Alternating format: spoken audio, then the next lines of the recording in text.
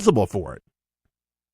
How much of any responsibility do you think that the Trump administration has for conjuring that behavior? A reporter asked Sanders that question. So Sanders answered. He says, look, I think it is when you have a president who doesn't have the guts to say what the vast majority of the people understand to be true, that white supremacy and neo-Nazis have got to be condemned.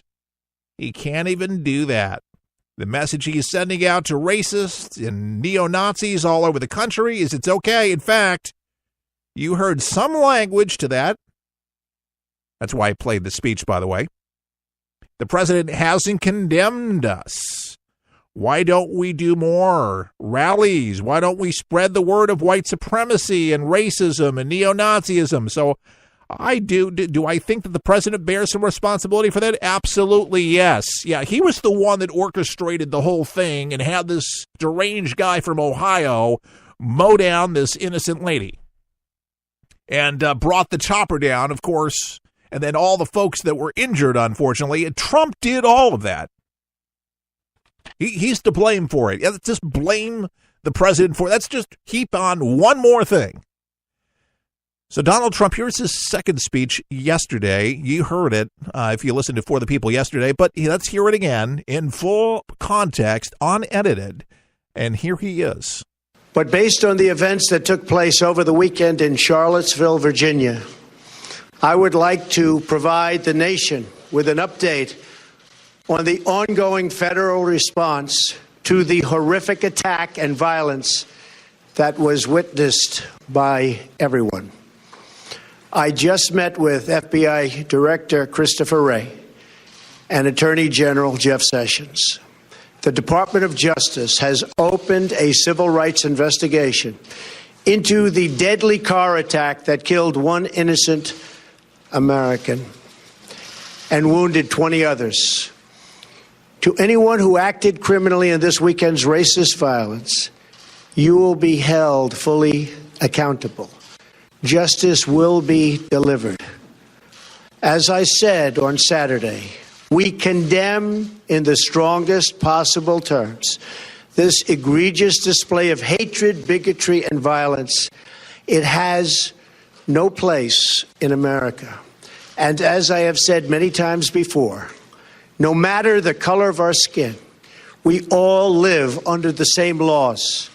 We all salute the same great flag. And we are all made by the same Almighty God.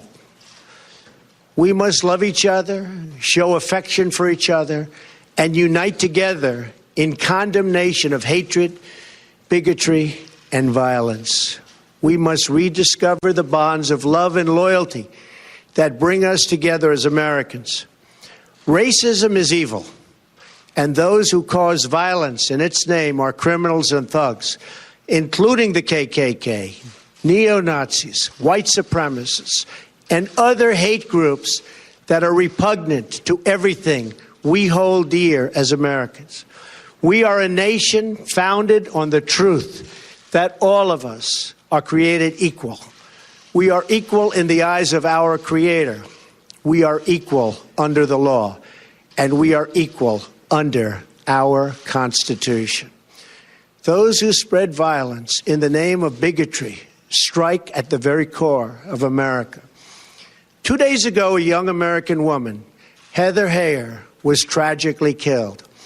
Her death fills us with grief, and we send her family our thoughts, our prayers, and our love. We also mourn the 2 Virginia state troopers who died in service to their community, their Commonwealth, and their country. Troopers Jay Cullen and Burke Bates exemplify the very best of America, and our hearts go out to their families, their friends, and every member of American law enforcement. These 3 fallen Americans embody the goodness and decency of our nation. In times such as these, America has always shown its true character, responding to hate with love, division with unity, and violence with an unwavering resolve for justice. As a candidate I promise to restore law and order to our country. And our federal law enforcement agencies are following through on that pledge. We will spare no resource in fighting so that every American child can grow up free from violence and fear. We will defend and protect the sacred rights of all Americans, and we will work together so that every citizen in this blessed land is free to follow their dreams in their hearts and to express the love and joy in their souls. Thank you. God bless you, and God bless America. Thank you very much. And there's our Commander-in-Chief, Donald Trump, yesterday. There's always going to be critics. There's always going to be pontificators. There's always going to be the left media that's always going to try to find something, no matter what he says, how he says it, when he says it, the timing, all of these things. It doesn't matter. They will. If this was Barack Obama, if he gave that same first speech, they would have not criticized him for that at all. Because this is Donald Trump, that's where the criticism lies, because they have already accused him, and they have accused anybody that has voted for Donald Trump as being a bigot and a racist. I mean, that's what it is. You are a bigot. You are a racist. You know how many Americans have voted for Donald Trump that they will never tell anybody where they work. They were very reluctant. As a matter of fact, they did not put a bumper sticker on their car, did not put a marker on their yard. Out of fear. Out of fear.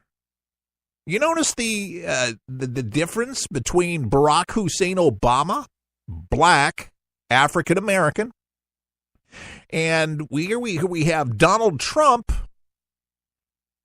which I guess the white nationalists rather see a white president in the White House. But just because they like it, does that necessarily mean that Donald Trump, because he's just white, his skin color happens to be white, that he's got to be a racist?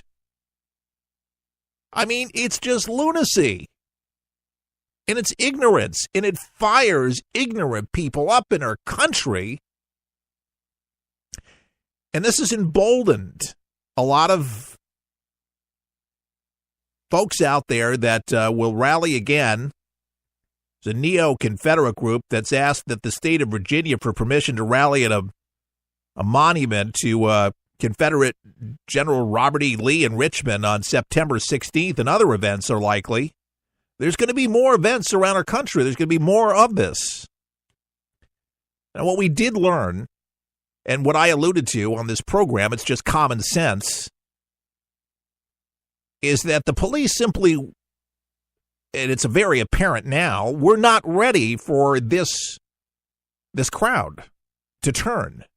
They just did not have the manpower, and the chief of police, though he's remorseful, he's sad for what happened, did not have the correct training or leadership, and we don't know if he's going to resign. We don't know what's going to happen as a result of that.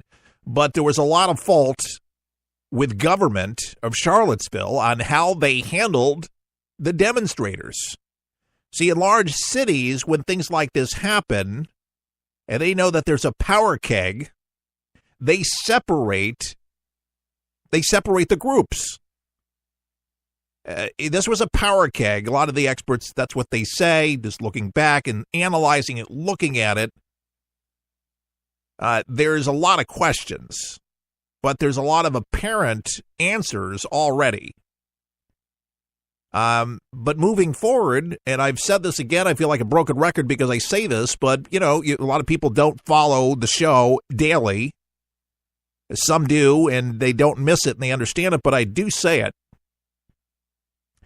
is that we're going to have to be smarter on how we police these events, because tempers will rise. People are loose cannons out there. There's not a lot of them that are well. There is a lot of mentally ill people out there. It's true, and that they're combustible. And given the right climate, let me give you, for instance, how insanity this is. There were protesters that were allowed to have bats, that were able to have pepper spray, objects that they could throw at them. I mean, they weren't even frisked. They were allowed to just get away with this for some time. Now, the media, they have a field day with this particular thing. What is the old saying in media? If it bleeds, it leads.